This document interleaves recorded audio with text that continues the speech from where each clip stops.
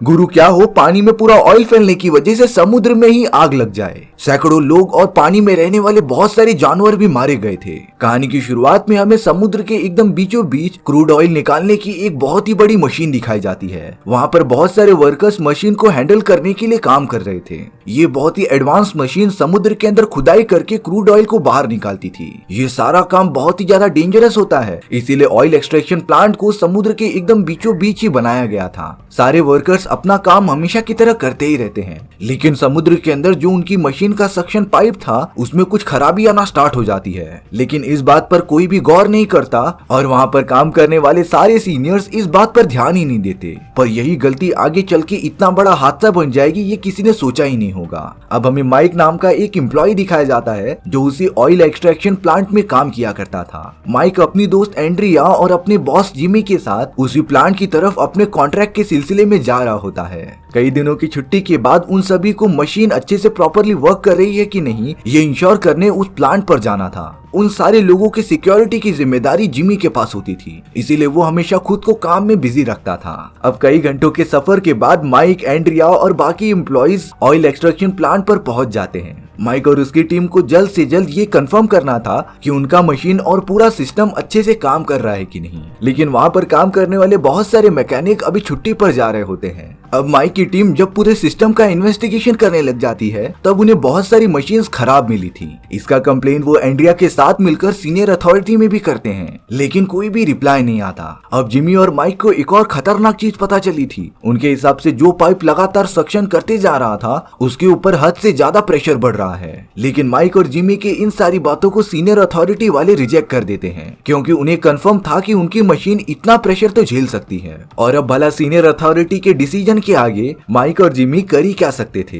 पर मशीन जो कि समुद्र के नीचे थी उसके अंदर प्रेशर लगातार बढ़ता ही जा रहा होता है। माइक अपने कमरे में अपनी वाइफ से वीडियो कॉल पर बात कर रहा होता है। 2 दिन भी नहीं हुए थे लेकिन माइक को अपनी वाइफ की बहुत ही ज्यादा याद आ रही थी। वहीं दूसरी तरफ मशीन के अंदर प्रेशर हद से ज्यादा बढ़ गया था, इसीलिए अब मशीन के अंदर जो भी मड फिल्टर होके आ रहा था वो उल्टा पीछे की तरफ आने लगता है। और तब जाकर सभी को पता चल गया था कि मशीन में कुछ खराबी है, जिससे कि बहुत सारे एम्प्लॉय मेन पाइपलाइन की तरफ आ गए थे जहाँ से बहुत सारा मड बाहर निकलने लगा था। लेकिन एम्प्लॉयज ने मिलकर पाइप से निकलने वाले मड को ही बंद कर दिया था, जिससे कि ये प्रॉब्लम तो सॉल्व हो जाती है। लेकिन कुछ ही देर बाद जो क्रूड ऑयल समुद्र में से निकाला जा रहा था वो लीक होना स्टार्ट हो जाता है। सारे एम्प्लॉयज और उनके मैनेजर्स एकदम से घबरा गए थे। वो ये सारी चीजें कुछ समझ पाते उससे पहले वहाँ पर एक बहुत ही बड़ा ब्लास्ट होता है, जिससे कि भारी मात्रा में क्रूड ऑयल बाहर निकलने लगा था। और अब देखते ही देखते वो पूरी जगह क्रूड ऑयल से भर जाती है। सारे एम्प्लॉयज अपनी जान बचाकर यहाँ से वहाँ भागने लगे थे,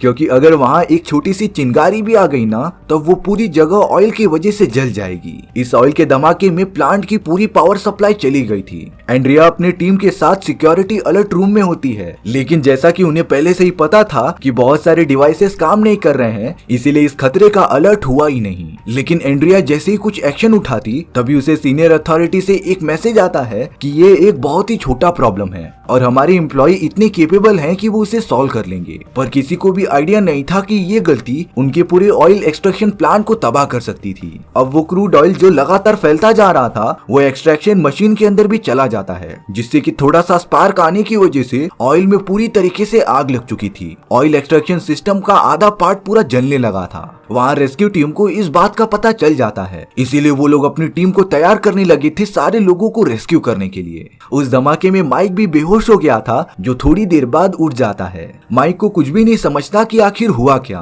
कॉन्शियस में आने के बाद वो जैसे ही थोड़ा आगे बढ़ता है तब उसे अपने साथ काम करने वाले बहुत सारे एम्प्लॉयज घायल पड़े हुए मिले थे। माइक लगातार सभी को बचाने में मदद कर रहा था और ये सब हुआ कैसे पता लगाने के लिए एंड्रिया को ढूंढने लगा था। बहुत सारे एम्प्लॉयज इस धमाके में मारे गए थे, लेकिन जो एम्प्लॉयज बचे हुए होते हैं वो जल्द से जल्द लाइफ बोट की मदद से यहाँ से बाहर निकलना चाहते थे। जिमी जो अपने कमरे में आराम से नहा रहा होता है उसी जगह पर एक बहुत ही बड़ा धमाका हो गया था, जिससे कि जिमी के बॉडी में बहुत सारे कांच के टुकड़े घुस जाते हैं। जिमी की हालत बहुत ही ज्यादा क्रिटिकल हो गई थी, लेकिन वो बड़ी हिम्मत जुटाता है और लोगों को बचाने के लिए जाने लगता है। माइक बाकी एम्प्लॉयज के साथ पहुंच गया था जो लगातार उनकी मदद करते रहता है लाइफ बोट में जाने के लिए, लेकिन उसे कहीं भी जिमी नहीं दिखाई दे रहा था। इसीलिए अब माइक वापस चला आता है जिमी को ढूंढने के लिए। थोड़ी देर बाद ही माइक को जिमी मिल गया था, लेकिन जिमी की हालत इतनी ज्यादा खराब थी ना कि वो चल भी नहीं पा रहा था। लेकिन अगर वो कुछ ही देर में यहाँ से नहीं निकले ना तो पूरी जगह जलकर राख हो जाएगी। सारे एम्प्लॉइज लाइफ बोट को लेकर यहाँ से निकल जाते हैं क्योंकि रेस्क्यू टीम भी वहाँ पर पहुंच चुकी थी।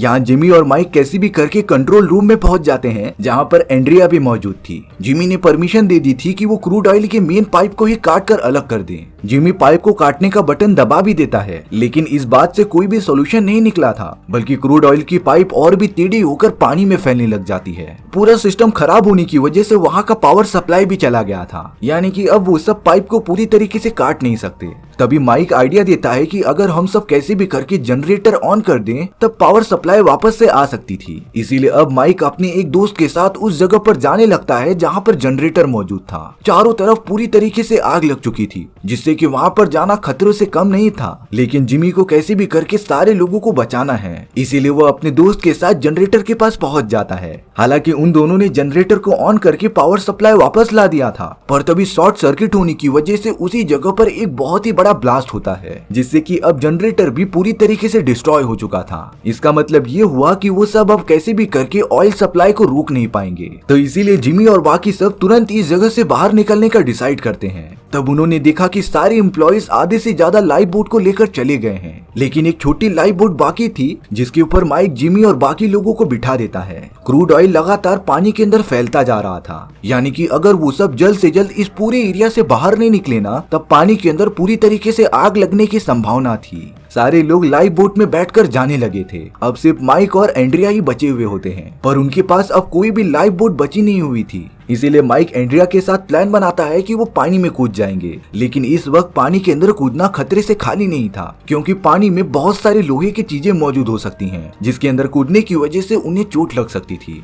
माइक एंड्रिया को लेकर थोड़ी ऊंचाई पर जाने लगा था। ये पूरा ऑयल एक्सट्रैक्शन प्लांट $1 मिलियन का होता है, लेकिन देखते ही देखते ये पूरा जलकर राख हो गया था। अब प्लांट के एकदम टॉप पर पहुंचने के बाद माइक एंड्रिया और खुद को लाइफ जैकेट पहना देता है, और अब उन्होंने डिसाइड कर लिया था कि कैसे भी करके उन्हें पानी में कूदना ही पड़ेगा। एंड्रिया ऊंचाई से बहुत ही ज्यादा डर रही थी, इसीलिए वो कन्विंस नहीं होती पानी में कूदने के लिए। लेकिन माइक एंड्रिया को समझाता है कि अगर वो सब यहाँ से नहीं गए ना तब उनकी जान चली जाएगी। एंड्रिया तभी भी मान नहीं रही थी, इसीलिए अब माइक ने जबरदस्ती एंड्रिया को पकड़कर पानी में फेंक दिया था। एंड्रिया सेफली पानी में पहुंच जाती है, तब उसका सर एक लोहे की दीवार से टकरा गया था। हालांकि उसे जरा से ही चोट आई थी, लेकिन उसका खून बहुत ही ज्यादा बह रहा था। अब माइक एंड्रिया को लेकर जल्द से जल्द लाइफ बोट पर चला जाता है। उन लोगों ने जरा भी देरी नहीं की और उस ऑयल एक्सट्रैक्शन प्लांट के काफी दूर पहुंच गए थे। अगले ही मोमेंट में उस ऑयल एक्सट्रैक्शन प्लांट में एक बहुत ही बड़ा धमाका होता है। पानी में क्रूड ऑयल फैलने की वजह से बहुत सारे जानवर अब मारे जाएंगे, क्योंकि अभी तो कई हजार टन ऑयल जलना बाकी था। एक सेफ जगह पर पहुंचने के बाद जिमी सारी एम्प्लॉइज की अटेंडेंस लेने लगता है, क्योंकि उन्हें पता करना था कि कितने लोग मारे गए और कितने लोग बचे हैं। ये जानकर उन्हें शॉक लगा कि आधे एम्प्लॉइज प्रेजेंट नहीं हैं, यानी कि वो हमेशा के लिए मारे गए। सारे एम्प्लॉइज इन सारी चीजों की वजह से बहुत ही ज्यादा दुखी हो जाते हैं, और अब उन्हें कैसे भी करके रेस्क्यू कर लिया गया था। माइक जब अपने फैमिली वालों के पास लौट रहा था तब उसे पता चलता है कि और भी परिवार वालों ने अपने भाई, बेटे और फादर को खो दिया था। कई लोग तो इन सारी चीजों का जिम्मेदार माइक को मान रहे थे, क्योंकि माइक की भी कहीं न कहीं जिम्मेदारी बनती थी कि वो एम्प्लॉइज का ख्याल रखे। माइक जब अपने रूम में आता है तब वो बहुत ही ज्यादा रोने लगा था, क्योंकि वो इतनी सारी एम्प्लॉइज को मरने से बचा नहीं पाया। माइक की वाइफ जब उसके पास आती है तब उसने माइक को संभाला और उसे गिल्टी ना फील करने के लिए कहा था। इसके बाद हमें रियलिटी वाले माइक को दिखाया जाता है, क्योंकि ये सारी कहानी एकदम रियल घटना पर आधारित थी। ये पूरा केस कोर्ट तक भी गया था, और डीप इन्वेस्टिगेशन करने के बाद ये पता चला कि माइक ने अपने सीनियर अथॉरिटी वालों को इन सारी चीजों के बारे में पहले ही बताया था, लेकिन क्विक एक्शन ना लेने की वजह से ये सारी घटनाएं घटी। कोर्ट के कंक्लूजन निकलने के बाद इस पूरी घटना का दोषी सीनियर अथॉरिटीज के 2 एम्प्लॉइज को माना जाता है, और इसी तरीके से हमारी ये दर्दनाक कहानी यहीं पर खत्म हो गई थी। सो व्यूअर्स, आपको ये स्टोरी कैसी लगी कमेंट सेक्शन में बताना भूलना मत, और अगर आपको मेरा एक्सप्लेनेशन 1% भी अच्छा लगा होगा ना तो वीडियो को लाइक एंड चैनल को सब्सक्राइब जरूर कर देना। तो मिलते हैं इसी तरीके की सर्वाइवल स्टोरीज में। सी या।